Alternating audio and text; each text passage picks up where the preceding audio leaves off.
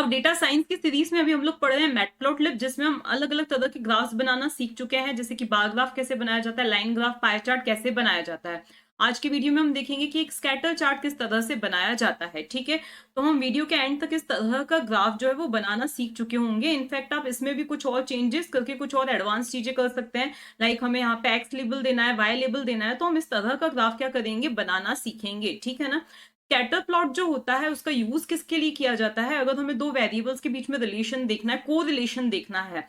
को relation in the sense कि अगर जो हमारा ग्राफ है, जो पॉइंट्स है वो कुछ इस तरह से जा रहे हैं, इसका मतलब क्या है कि एक के साथ साथ दूसरा भी बढ़ रहा है। अगर हमारे पॉइंट्स कुछ इस तरह से आ रहे हैं जैसे कि इस ग्राफ में आप देख सकते हैं, तो इसका मतलब ये है कि हमारे एक वेरिएबल के बढ़ने के साथ में दूसरा जो वेरिएबल है वो क्या हो रहा है, कम हो रहा है। मतलब कि क्या है कि अगर हम स्पीड बढ़ाते हैं तो टाइम क्या होगा, कम लगेगा। ठीक है, अगर एज बढ़ रही है किसी एम्प्लॉय की तो उसकी जो वर्किंग आवर्स हैं वो क्या हो जाएंगे, कम हो जाएंगे। ठीक है, तो कुछ इस तरह के हम एग्जांपल्स को अज्यूम कर सकते हैं। ठीक है ना।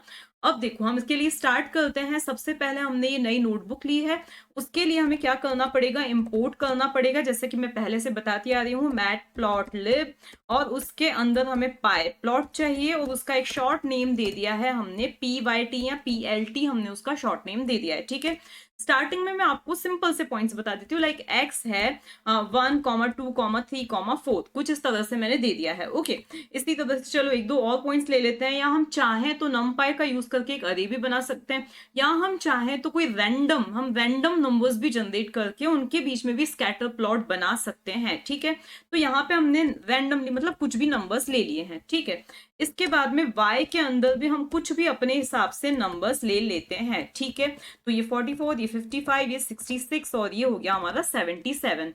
इसमें आप देख रहे हो जैसे जैसे एक चीज ग्रो हो रही है वैसे वैसे दूसरी चीज भी बढ़ रही है। ओके, अब हम पहले एक काम करते हैं, इनके लिए स्कैटर प्लॉट बनाते हैं। तो PLT डॉट हमें क्या लिखना पड़ेगा, यहाँ पे स्कैटर लिखना पड़ेगा।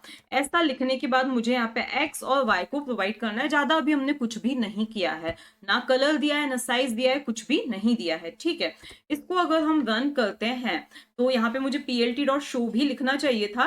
तो देखो अगर मैं PLT डॉट शो लिखती हूँ तो ये वाली जो लाइन आ रही है, मैसेज आ रहा है, वो चला जाएगा। ठीक है, तो PLT डॉट शो हम बाद में लिख लेंगे।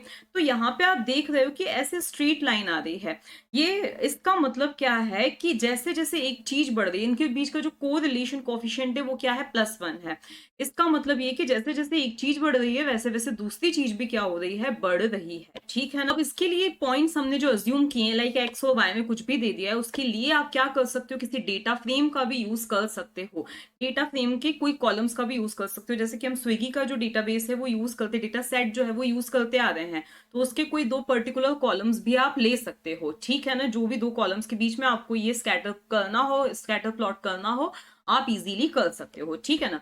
अब मान लिया ये है एक्स है और ये वाई है, ये तो हमें पता ही है। ठीक है, ये है नंबर ऑफ आवर्स कोई स्टूडेंट ने स्टडी की है, और ये जो है समझ लेते हैं कि ये क्या है, उसके मार्क्स हैं। ओके, मतलब स्टूडेंट्स के मार्क्स, जिस स्टूडेंट ने 1 घंटे तक पढ़ाई की है उसके आउट ऑफ 40 जो मार्क्स आए हैं वो सपोज 11 आए हैं। ठीक है, जिसने 2 आवर्स तक पढ़ाई की है उसके 15 मार्क्स आए हैं।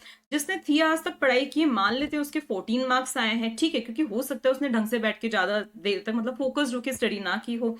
फिर उसके बाद में जिसने 4 आवर्स तक स्टडी की है उसके 17 मार्क्स आए हैं। ओके, आउट ऑफ 30 हम अज्यूम कर लेते हैं। फिर जिसने 5 आवर्स तक की है उसके हम मान लेते हैं 22 मार्क्स आए हैं। जिसने 6 आवर्स तक की मान लेते हैं उसके 21 मार्क्स आए हैं।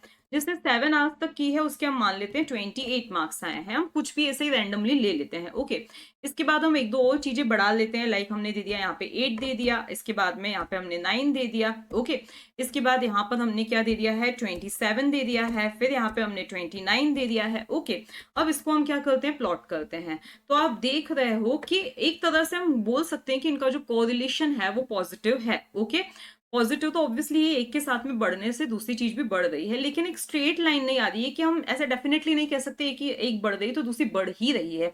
ये कोरिलेशन मैं आपको पहले एक्सप्लेन कर चुकी हूँ, उससे अभी हमें कोई इतना खास लेना देना नहीं है। इस चीज को हम क्यों पढ़ रहे हैं, क्योंकि मशीन लर्निंग में लीनियर रिग्रेशन में ये चीज बहुत काम आने वाली है। ठीक है ना, अगर हमें इस तरह का डेटा दे रखा है, ठीक है, अब मान लिया आपको दे दिया कि किसी स्टूडेंट ने अगर 4.5 आवर्स तक स्टडी की होगी, तो बताओ कि उसके जो एवरेज स्कोर है, मतलब आप प्रिडिक्ट करके बताओ कि कितना आएगा। तो इस डेटा का, इस गिवन पॉइंट्स का यूज करके प्रिडिक्ट किया जा सकता है। इसमें रिग्रेशन बेस्ट फिट लाइन का यूज करके प्रिडिक्ट किया जा सकता है कि अगर किसी ने 4.5 आवर्स तक स्टडी की होगी तो उसके मार्क्स कितने आ सकते हैं। वो चीजें हम मशीन लर्निंग में, लीनियर रिग्रेशन में उस चीज को हम डिस्कस करेंगे, ठीक है ना। तो ये तो हो गया हमारी एक चीज। अब हम और क्या क्या चीजें इसमें कर सकते हैं। ओके, तो ये जैसे मैंने दिया पीएलटी डॉट स्कैटर, और यहाँ पे दे दिया एक्स कॉमा वाई। यहाँ पर अगर मैंने लिख दिया है COLOR इज इक्वल्स टू, यहाँ पे दे दिया मैंने रेड। ओके, इसके बाद में इसको हम करते हैं रन। तो आप देख सकते हो ये सारे जो पॉइंट्स है वो रेड कलर में आ रहे हैं। ओके, लेकिन मैं ये चाहती हूँ कि इन सभी का जो कलर है वो क्या होना चाहिए, सभी डॉट्स का जो कलर है वो अलग अलग होना चाहिए। दो तरीके हैं। एक तो अगेन कलर्स के लिए भी आप एक अरे जनरेट कर सकते हो, ताकि उसके कोड के अकॉर्डिंग क्या होगा, कलर यहाँ पे क्रिएट, उस कलर के जो डॉट्स है वो क्या होंगे, यहाँ पे क्रिएट होंगे, प्लॉट होंगे। ओके, या फिर आप क्या कर सकते हो, कलर दे सकते हो, एक्सप्लिसिटली आप कलर्स की वैल्यू दे सकते हो। मान लिया यहाँ पे आपने एक COLOR इज इक्वल्स टू, जरूरी नहीं है आप यही दो, COLOR ही दो, कलर वैल्यूज दे सकते हो, जो आपको देना है वो दे सकते हो, ठीक है। यहाँ पे आपने दे दिया है suppose first one is red, उसके बाद में आपने दे दिया है यहाँ पे कॉमा लगा के, सॉरी, यहाँ पे आपने दूसरे और भी जो कलर्स आपको समझ में आ रहे हैं वो यहाँ पे आप देते जा रहे हैं। इसके बाद में आपने दे दिया है येलो, और आपको जो कलर्स अच्छे लगे आप दे सकते हो। तो यहाँ पे मैंने क्या किया है, ये कलर्स के नाम एग्जैक्टली दे दिए हैं। ओके, इसके बाद में हम क्या कर सकते हैं, यहाँ पे अब मुझे यहाँ पे कलर नहीं लिख के मुझे यहाँ पे C इज इक्वल्स टू, देखो अगर आप एक ही कलर पूरे में देना चाहते हो तो आपको कलर इज इक्वल्स टू जो भी कलर देना है वो दे सकते हो। लेकिन अगर आप क्या करना चाहते हो, एक पूरी लिस्ट प्रोवाइड करना चाहते हो कि इसके जो डॉट्स हैं उसके हर एक डॉट का जो कलर है कुछ ऐसा होना चाहिए, मतलब फर्स्ट डॉट का कलर रेड होगा, देन ऑरेंज होगा, देन येलो होगा, एंड सो ऑन। ओके, तो यहाँ पे हम लिख देंगे C is equals to COLOR हम लिख देंगे। ओके, इसके बाद आप देख सकते हो आपका ग्राफ जो है कुछ इस तरह से प्लॉट हो रहा है। तो ये इस तरह से ग्राफ क्या हो चुका है, प्लॉट हो चुका है, ठीक है। इसके बाद हमें क्या करना है, साइज देनी है, ठीक है। तो हम एक काम करते हैं, यहाँ पर मैं दे देती हूँ, सपोज यहाँ पे मैंने दिया है SIZE इज इक्वल्स टू, और मैं इसी अरे को एक काम कर रही हूँ, पहले कॉपी कर देती हूँ। तो इसको मैंने कॉपी किया और यहाँ पे आके इसको क्या कर दिया, पेस्ट कर दिया। अब इन सभी के बीच में कहीं मैं रैंडमली, मतलब इसको 3 डिजिट के बना देती हूँ, ताकि उसकी जो साइज है वो क्या हो, विजिबल हो, मतलब आपको वो साइज दिखे। ठीक है, साइज तो दिखेगी, अगर आप ये 11 12 14 भी देते हो साइज दिखेगी, लेकिन आप चाहते हो कि वो बड़े जो हैं कंसिडरेबली लार्ज जो है वो साइज दिखे, तो आप यहाँ पे इनको 3 डिजिट का आप कर सकते हैं, ठीक है ना। तो यहाँ पे मैंने इसको 8 दे दिया, देन यहाँ पे मैंने इसको 1 दे दिया, देन इसी तरह से आप क्या कर दीजिए, इनको 3 डिजिट का नंबर में कन्वर्ट कर दीजिए, यहाँ पे 0 दे दिया, एंड सो ऑन। ओके, अब मैं इसको रन करके देखती हूँ। तो आप यहाँ पे अभी आउटपुट इसलिए नहीं आया क्योंकि यहाँ पर मुझे इस चीज को, अभी तो ये सिर्फ मैंने साइज डिक्लेयर करके छोड़ दिया है, और मुझे ये पैरामीटर यहाँ पे पास भी करना पड़ेगा। तो S इज इक्वल्स टू मैं यहाँ पे क्या लिख दूंगी, साइज लिख दूंगी। अब अगर आप आउटपुट देखें तो आप देख सकते हैं कि कुछ जो पिक्सल्स, कुछ जो डॉट्स आ रहे हैं वो बड़ी साइज में आ रहे हैं, ठीक है ना, एक्सेप्ट फॉर दीज टू, क्योंकि इन दोनों की मैंने बाद में जो दो ये जो नंबर्स हैं उनकी साइज को नहीं बढ़ाया, तो चलो मैं इसकी साइज को भी थोड़ा सा बढ़ा देती हूँ, ठीक है। तो यहाँ पे मैंने दे दिया, सपोज ये 9 दे दिया। ओके, अब मैं अगर इसको रन करके देखूं तो आप देख सकते हैं कि ये जो दो पहले के जो दो डॉट्स थे वो भी क्या हो गए हैं, बड़े हो गए हैं। ओके, ये हो गया हमारा। इसके बाद होता है इक्वल पैरामीटर, तो हम एक एक करके पैरामीटर को डिस्कस करते जा रहे हैं, ठीक है। इक्वल पैरामीटर होता है मार्कर, तो मार्कर इज इक्वल्स टू, अगर मैं यहाँ पे दे देती हूँ सपोज x दे दिया, ठीक है। तो अब इसका आउटपुट आप देख सकते हो कि जो डॉट आ रहा था उसके प्लेस पे x डिस्प्ले हो रहा है। आप इसी तरह से दूसरे कैरेट सिंबल या जो भी सिंबल्स का आप यूज यहाँ पे कर सकते हो, ठीक है। तो ये इतना काम हमारा हो चुका है। अब हम क्या करते हैं, इसको वापस से, क्योंकि ये हमें थोड़ा सा अच्छा नहीं लग रहा है, तो इस चीज को अभी मैंने हटा दिया। ओके, अब एक और पैरामीटर होता है अल्फा। बाय डिफॉल्ट अल्फा की वैल्यू क्या होती है, मतलब ये ट्रांसपेरेंसी को इंडिकेट करता है। बाय डिफॉल्ट अल्फा की वैल्यू होती है 1, मतलब पूरा सॉलिड जो है वो आपको डिस्प्ले हो रहा है, बिल्कुल भी ब्लर नहीं है।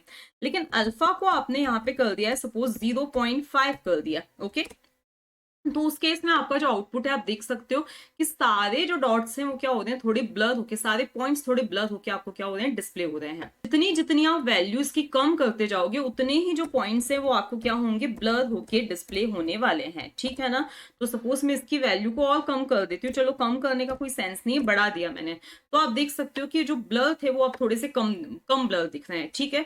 तो ये एक और चीज हमने देख ली, साइज हमने देख ली। ओके। अब अगर आप चाहते हो कि साइज जो है वो y पे डिपेंड करे, तो उसके लिए आप कुछ मैथ्स का यहाँ पे यूज करके y इनटू और फिर साइज को प्रोवाइड कर सकते हो, ठीक है, y की इस पर्टिकुलर वैल्यू। लाइक आप क्या करो, ये आपके लिए होमवर्क है, एक नम पाई का यूज करके, नम पाई अरे का यूज करके ये अरे आप क्रिएट करेंगे, ठीक है। उसके बाद में आप क्या करेंगे, y की zeroth location into two, y की first location into two, y की सेकेंड लोकेशन इंटू टू। इस तरह से आप साइज को चेंज कर सकते हैं, एक ही स्टेटमेंट में भी साइज को चेंज कर सकते हो कि जैसे जैसे y बढ़ रहा है वैसे वैसे साइज भी क्या होनी चाहिए, बढ़नी चाहिए, ठीक है ना। तो ऐसा भी आप कुछ कर सकते हो, ओके। क्योंकि देखो अगर पूरा आप डेटा सेट इंपोर्ट करवा रहे हो तो इतनी सारी वैल्यूज देना इज इम्पॉसिबल, तो आप उसके लिए एक स्टेटमेंट का यूज करके या एक लूप का यूज करके भी इस चीज को अचीव कर सकते हो, ठीक है ना। ये हमारी दूसरी चीज हो गई। इसके बाद मान लिया कि मुझे ना दो टर्म्स के मार्क्स को कंपेयर करना है, ये तो है हमारे टर्म 1 का रिजल्ट किसी भी स्टूडेंट का। मान लिया मुझे इसी तरह से देना है, इसको मैंने किया कॉपी और बाद में आके मैं यहाँ पे एक काम करती हूँ, इसी चीज को करती हूँ पेस्ट, ओके। इसके बाद में फिर से मैंने इसी चीज को लिया, कॉपी किया और यहाँ पे आके मैंने इस चीज को क्या कर दिया है, पेस्ट कर दिया है, ठीक है। कलर्स भी चलो हम ले लेते हैं, या कलर्स हम रहने देते हैं, अब कलर्स दूसरे ले सकते हैं, या इसका अल्फा हम हटा देते हैं और उसका जो मार्कर है वो हम चेंज कर देते हैं। तो मार्कर जो है वो हम दे देते हैं सपोज इसका एक्स, मतलब टर्म 1 के जो मार्क्स थे वो हम डॉट से रिप्रेजेंट करेंगे, टर्म 2 के जो मार्क्स थे उसको हम एक्स से रिप्रेजेंट करेंगे, ओके। अब यहाँ पे हमें थोड़े बहुत मार्क्स को जो है वो क्या करना पड़ेगा, चेंज करना पड़ेगा, ठीक है। तो जिसने 1 आवर तक स्टडी की उसके अब आ चुके हैं 13 मार्क्स, 2 आवर्स तक जिसने स्टडी की अब उसके सपोज और डिक्रीमेंट हुए। तो कुछ भी आपको जो भी चेंज करने हैं वो आप यहाँ से क्या कर सकते हैं, चेंज कर सकते हैं, ठीक है। तो plt डॉट स्कैटर ये आपने दे दिया, marker is equals to x दे दिया, ठीक है। इसको हम क्या करें, रन करें, तो आप देख सकते हो कुछ पॉइंट्स जो है वो क्या कर रहे हैं, ओवरलैप कर रहे हैं। आपको ऐसा नहीं अच्छा लग रहा है तो देखो आपने एक जगह क्या दिया है, आपने दिया है ये x में जो है नंबर ऑफ आवर्स हैं, ठीक है, और y में क्या है, उनके मार्क्स हैं। तो आप कुछ ऐसा भी दे सकते हो, नंबर ऑफ आवर्स के साथ में कुछ और चीज दे सकते हो, स्कोर या गेम का किसी स्कोर, वो भी आप दे सकते हो। तो ये सिर्फ एक कंपैरिजन करके मुझे बताना था कि दो जो है चीजों को आप एक ग्राफ में किस तरह से रिप्रेजेंट कर सकते हो, ठीक है ना। इसके बाद में नेक्स्ट चीज आती है एज कलर। तो फिलहाल के लिए मैं इस चीज को तो यहाँ से हटा देती हूँ, ठीक है ना। अब यहाँ पर मैं क्या देती हूँ, अल्फा इज इक्वल्स टू ये रख लिया मैंने, और उसके बाद दे दिया मैंने H colour is equals to, मैंने सपोज दे दिया है ब्लैक, दे दिया है BLACK मैंने दे दिया है। अब मैं इसको रन करके देखती हूँ, ओके। तो ये एच तो दिखाई दे रही है लेकिन उसकी जो विड्थ है वो थोड़ी सी कम है, तो उसको हम थोड़ा सा बढ़ा देते हैं। तो यहाँ पे हमने दे दिया लाइन और फिर विड्थ इज इक्वल्स टू मैंने दे दिया सपोज 20, ओके। इसको हमने रन किया तो आप देख सकते हैं लाइन विड्थ जो है एक्चुअली उन डॉट्स की भी साइज से ज्यादा हो चुकी है, तो उसको थोड़ा सा आप कम कर सकते हैं, ठीक है। तो ये एज कलर हो गया, ये क्या हो गई उनकी लाइन विड्थ, मतलब उसकी जो बॉर्डर है वो कितनी सॉलिड, कितनी स्ट्रॉन्ग, कितनी उसकी थिकनेस होनी चाहिए, ठीक है। तो ये कुछ चीजें और कुछ चीजें थी आपकी स्कैटर प्लॉट के बारे में।